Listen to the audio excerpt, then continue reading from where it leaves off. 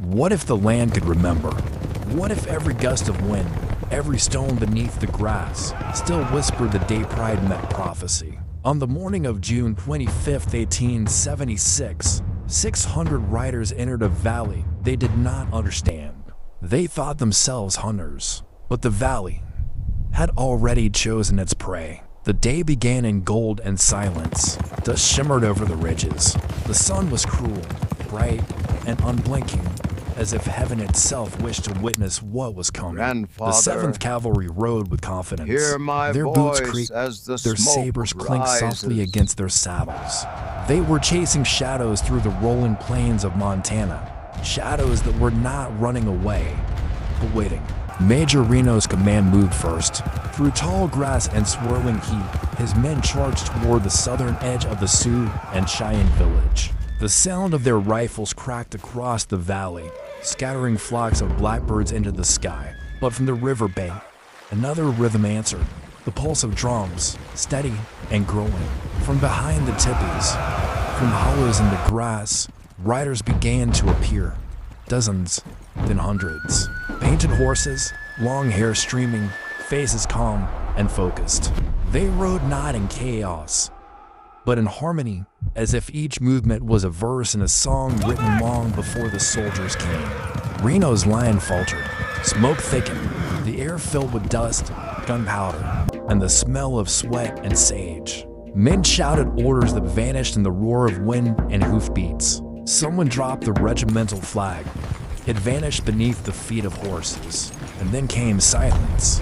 Only the echo of hooves fading toward the river, and the sound Gracie of keeps breathless yawning men. here. What began as a charge of victory became a retreat of fear. Reno's men fled to the trees, gasping for air, their uniforms dark with river water and smoke. Above them, birds circled in spirals, tracing shapes that would haunt memory for generations. Miles away, Custer watched the same sky, unaware that the first half of his plan had already unraveled. From the high ridges north of the valley, he could see it all, a massive village sprawling for miles along the Little Bighorn River.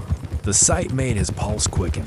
He believed this was his moment, the glory that would lift his name from history into myth. He turned to his aide and smiled. Too many lodges, he said. Good. The bigger the victory. Behind that smile lay a truth he refused to see. The village was not breaking. It was rising. Sitting Bull sat near the river, cross-legged beside the sacred fire. The air around him smelled of sage and smoke. He had already dreamed this day. Soldiers falling from the sky like grasshoppers, the earth drinking their dust. He did not fight. He prayed. And as he prayed, the earth began to tremble with the thunder of horses. Crazy Horse rode at the front of that thunder, bare-chested, face marked only by a single white handprint. He guided his horse with knees alone. To him, battle was not rage. It was rhythm, a dance of survival. He rode through dust and firelight, shouting nothing, his silence louder than war cries. On another ridge, Gall moved with precision. He saw the pattern of chaos, reading it like wind over water. He pointed once, and the wave of warriors shifted direction, closing around the broken cavalry like the tightening of a drumskin. The trap did not spring with rage. It closed with inevitability. Custer's 5 companies moved deeper into the valley, unaware that Reno's retreat had left them alone. Below them, the river glimmered like a mirror, beautiful, deceptive. Dust swirled, obscuring everything beyond 100 yards. He ordered his men to halt. From their position, they could see flashes of movement in the haze. Riders darting between the willows, circling closer. They formed a defensive line, rifles ready. But the sound that filled the air was not fear. It was drumming, low, endless, echoing through the hills. It was as if the earth itself had begun to breathe. Custer raised his hand, signaling silence. In that stillness, even the horses stopped pawing the ground. The wind died, and then came a sound like distant thunder, the rumble of thousands of hooves. The first wave emerged through the dust, hundreds of riders sweeping across the open field. Sunlight flashed off beadwork, off rifle barrels, off feathers caught in the wind. The air became a storm of dust and sound.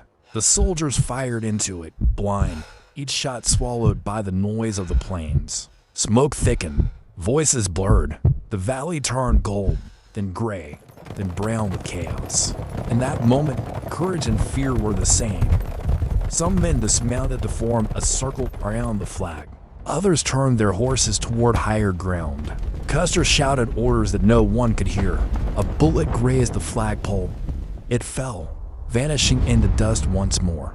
The sun blazed overhead, merciless. The wind picked up again, scattering smoke into ribbons that danced like ghosts. And in the wind came a cry, not of anger, but of fulfillment.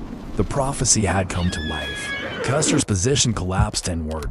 He fell back toward the small rise that would later be called Last Stand Hill. There, he turned once more, raising his pistol, not in triumph, but in defiance of fate itself. He fought without shouting, without command, as if he already knew what history would do with his silence. Around him, men fired their last rounds, faces covered with sweat and dust. No one spoke. The noise of rifles faded, replaced by the rhythmic pounding of drums and the hiss of the wind. And then, like a wave withdrawing, the sound receded, leaving only stillness. When the dust cleared, the hill stood quiet. Horses wandered riderless across the grass. A single torn flag hung half buried in the earth. The sun sank low behind the ridges, and the wind began again, carrying whispers through the valley. By nightfall, the storm was over, but the echo of the day would never fade. Far down the river, Sitting Bull prey beneath the stars, he did not smile. Victory, to him, was not glory. It was proof of prophecy, a chapter closing. He had defended what was sacred, but he knew what would follow: vengeance, punishment, exile. In his silence, the weight of the future settled like dust. Crazy Horse stood alone near the riverbank, his horse drinking quietly beside him. He watched the horizon. Did you read about Custer's again, last stand? And for a moment, the wind carried the faintest hum of the tragedy. drums. He closed his eyes, and the sound faded, leaving only the sigh of the plains. They won the battle, but lost the world. In the months that followed, the U.S.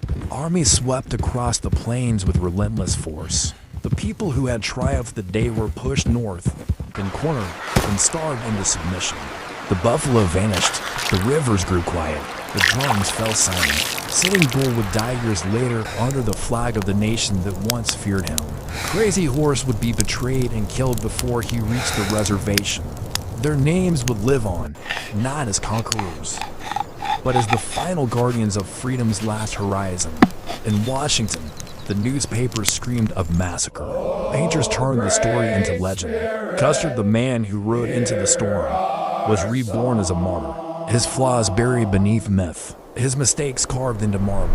The truth was more fragile, whispered only by the wind that still moved across the grass. The Battle of the Little Bighorn was not about victory or defeat. It was about misunderstanding, of land, of people, of destiny itself. Today, the valley sleeps again. The same wind moves through the same grass. Markers stand, white for soldiers, red for warriors, side by side beneath a single endless sky. The earth has taken them all back, equal in silence. If you stand there at sunset, the air feels alive. You might hear it, the faint hum of a drum, the breath of horses, the echo of voices carried by the wind. It is not where you hear, it is memory, and the land, remembering. They came seeking immortality, but the land keeps only silence.